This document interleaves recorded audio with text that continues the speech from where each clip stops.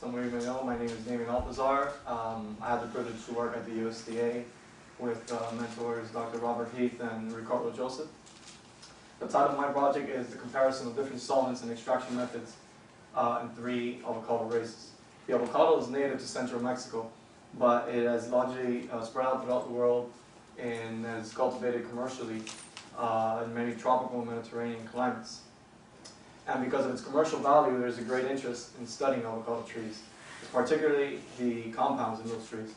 So in order to further study these compounds, we have to develop extraction methods that would be 2 things: cost efficient and time efficient as well. In this case, we use chemical solvents. The main purpose of my project was two main things: solvent efficiency and solvent selectivity. With solvent efficiency, we are comparing 1-hour and overnight extraction methods, and we find solvent selectivity, which will help us determine which one of the 3 solvents used in this project best extracts a particular compound. And in turn, while we find these 2 main answers, we create chemical profiles for each cultivar. In this case, we use 3 cultivars, but in the grand scheme of things, the ideal thing would be to create a chemical profile for every single cultivar, and in turn create an elaborate library that can be used for future studies such as entomology or phylogenetic studies. Jeez, seems to be something wrong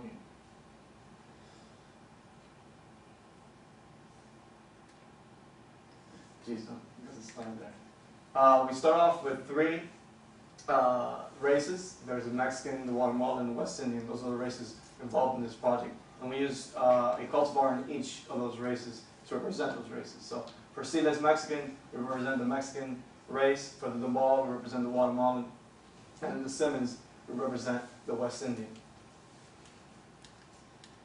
Sampling begins by simply selecting the cultivar, whichever of the 3 they are. From there, we obtain either a bark or a leaf sample. And from there, we spread it out and we create 6 reps per solvent. So that's 6 reps for dichloromethane, 6 reps for hexane, and 6 reps for ethanol. And then those 6 reps are in turn broken into 2, and we create 3 reps for the 1-hour overnight extraction, 1-hour extraction, and 3 reps for the overnight extraction. Sample preps begins by rasping the bark, literally, from the bark of the tree. And the leaves are collected in a consistent fashion, meaning we make sure that the leaves are not too immature or too mature. So we want something mid-range. And then back in the lab, we weigh out a gram of bark directly, or we cut up the leaves and weigh a gram of that, and prep for the 1-hour overnight extraction.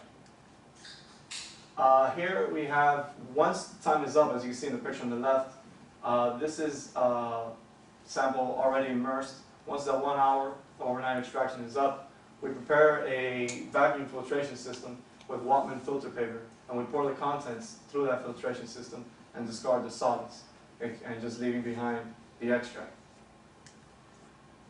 Let me go back here for a second. Seems to be out of order.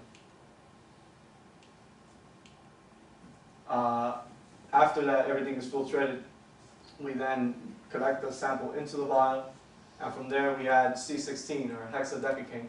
And what this does is creates an internal standard which will help us quantify the sample once we get a readout through a chromatogram. As you can see here, just with 1 hour, this is a 1-hour extraction with ethanol. You can already see after 1 hour you're already getting rich colors.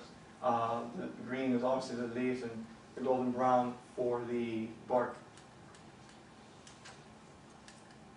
Here, once all that filtration occurs, we then extract we then syringe out 1 microliter of the filtered extract and inject it into a gas chromatogram or chromatograph or GC.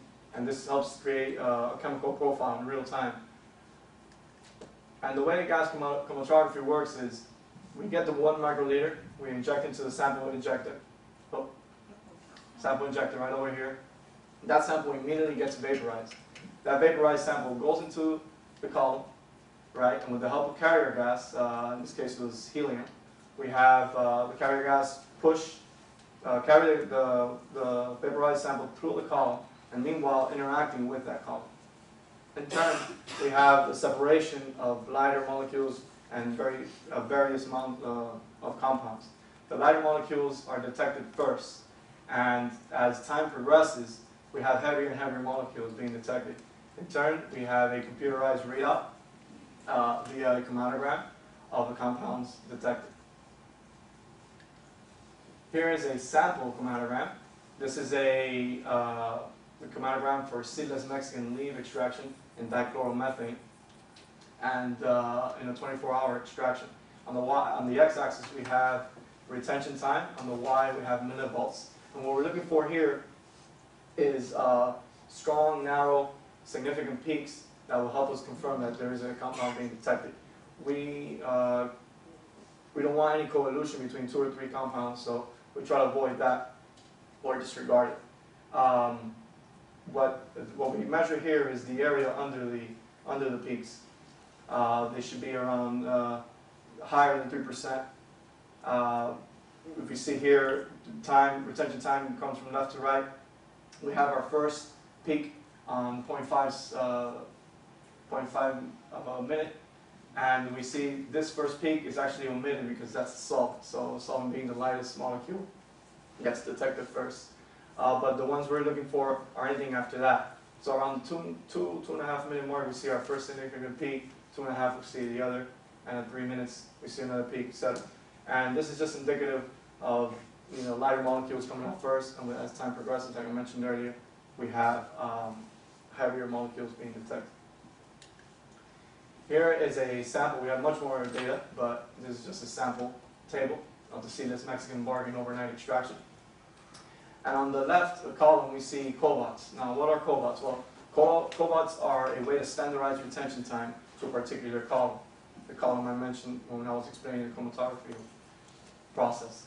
So, to the right of that, we see the amount of compound in nanograms being extracted for a particular solvent. So the way I would read this table would be, okay, so 938 cobots, that's a compound.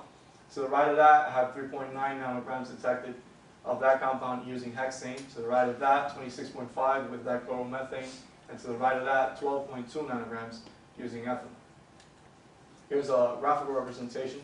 What we see here already, we see in blue, we have compounds extracted using hexane. In red, we have compounds extracted using dichloromethane. And in green, we have compounds detected using ethanol. On the x-axis, we have cobots. On the y, we have the amount of that compound in nanograms. As you can see here immediately, it's apparent of the selectivity of the compounds depending on which solvent you're looking at. For example, I made an indication there of a cobot verified compound known as alpha-copaine. It's known to be an insect attractant. I just wanted to put attention to it, so at least give you a visual on what we're looking at, because just because we see a cobalt does not necessarily mean we know what that compound is. But we do know that alpha-copaine is a verified for at 1386 cobalts. You can see how dichloromethane in red is much more selective towards that compound than ethanol in green, and more so than hexane in blue.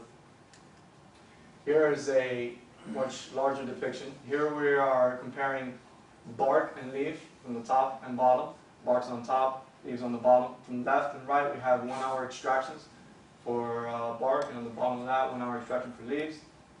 Overnight extractions on the right for bark, and on the bottom of that, we have leaf overnight extractions. And as this is for the seedless Mexican cultivar. As you can see, it's apparent how we have this selectivity, a little bit less selectivity when it comes to 1 hour extraction, but more selectivity when it comes to overnight extractions, and the same goes for leaves. Alpha-copaine is detected in 3, but not on the leaf overnight extraction. Here is the cultivar for the Nabal cultivar, and the graphs are in the same order. But here is a great example on compound selectivity using different solvents. As you can see on the graph to the top left, you see hexane does not appear at all. But with an overnight extraction, when more time is given, hexane is able to extract more compounds. And it's apparent by looking at the bark overnight extraction to the right. When we look at the bottom of that, we see right over here, the null leaf 1 hour extraction. We see that some compounds are not even extracted at all with either of those 3 compounds. And to further illustrate that, we have the Simmons cultivar. Again, we see no compound extracted by any of the solvents. But then we give an overnight extraction, and we have more selectivity towards those compounds. And this is indicative of how not only do we have to worry about which solvent extracts what, but it's also evident that different cultivars give off different compounds.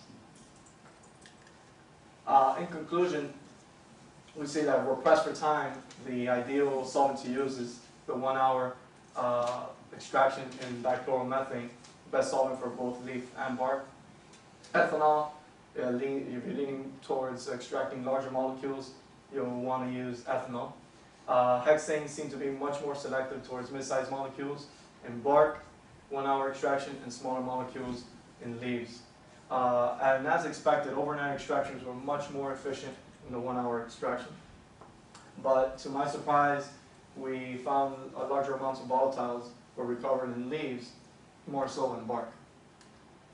I'll take a quick moment to thank St. Thomas University School of Science, Dr. Pilar for shedding light on this opportunity, the MDCSTU Summers Research Institute, Science Fellows Program, and the USDA SHRS, Dr. Bob Heath, Ricardo Joseph, my mentor, and Alana Chanel.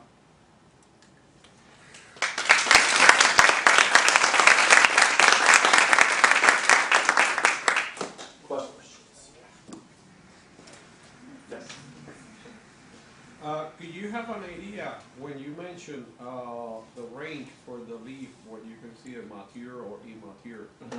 What's the range for the values or the size? In order that, because mature and immature are categorical data, but you would try to have a quantitative data there. So pretty much between which numbers those size change. You're asking what size of leaves will be? What you consider mature or what you consider immature?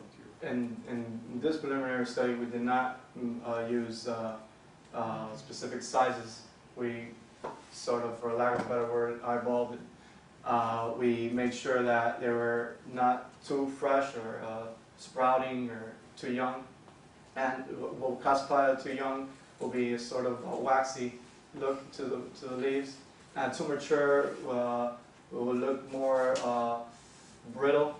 With browning spots, so we'll try to avoid that. We try to make sure the leaf was not waxy, was not too mature, and we just maintained a sort of consistent greenish pattern to the leaf.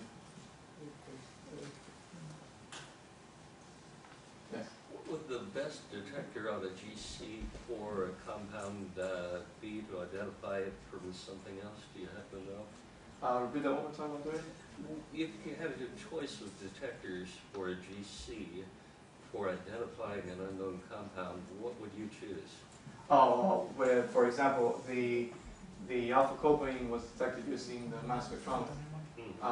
That was actually, we had a chromatogram, and in the library offered by the USDA, we had they have a limited library, but they happen to have a library particular to plant compounds. So we were able to verify that 1386 cobalt was indeed alpha-copaine.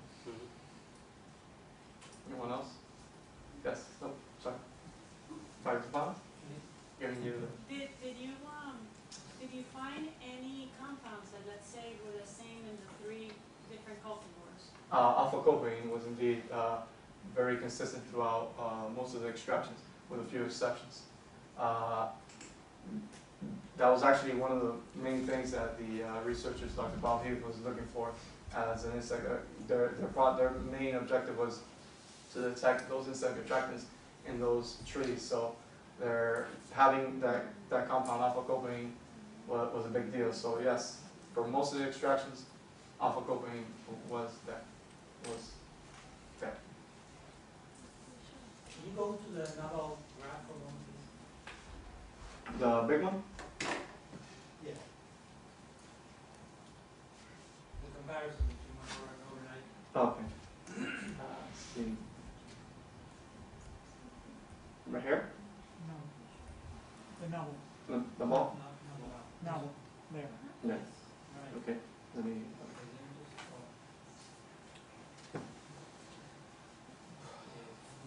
The ones marked are the alpha coupling. Right, okay, now I see the units, the units change, or the size of units. And the units and the here. Are you talking about the cobots? Yes. The reason being is because again, it's depending on the selectivity of the solvent. So if a solvent decides not to be selective towards a particular compound, then it won't be, well, if all three, let's say, do not show a particular compound, it will not be shown. So that's, again, we're comparing also cultivars. So it might be a cultivar does not have, or these compounds do not extract that particular compound for that cultivar. Right.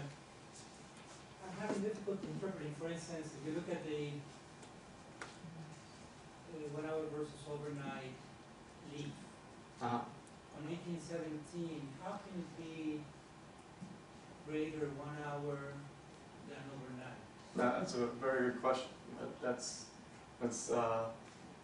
something that brought to my attention also. But for lack of, it is what it is. I mean, there's no really way to control as be consistent as possible. We did 3 reps for the 1 hour and 3 reps for overnight, and we averaged that, and that's what it gave us. But I know what you mean. You would think that overnight you will get a much better extraction. Overall, it did, but there are some exceptions.